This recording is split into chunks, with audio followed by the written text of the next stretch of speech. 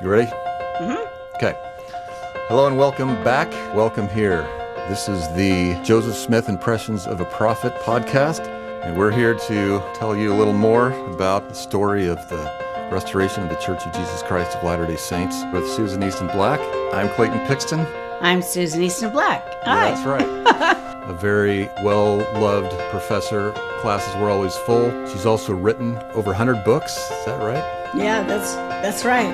Well, Susan, what are we talking about today? Okay. What are we going to learn? Today, we're going to learn a lot about the prophet Joseph Smith, his ancestors, and move it all the way to his birth. Today, our topic will be the first vision. So our main topic tonight, then, is the coming forth of the Book of Mormon. Do what is right, the day dawn is breaking, hailing a future of freedom and light.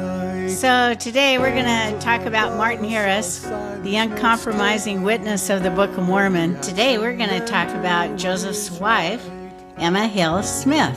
And today we're going to talk about David Whitmer.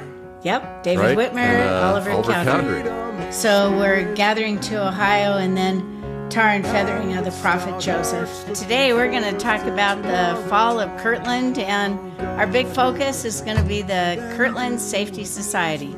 Okay, it's a pretty interesting story. You don't get this really in the Sunday school manuals, but we're going to learn today about he runs for the U.S. president. I think the group will find it really interesting tonight. And go ahead and take it away. Okay, should we start?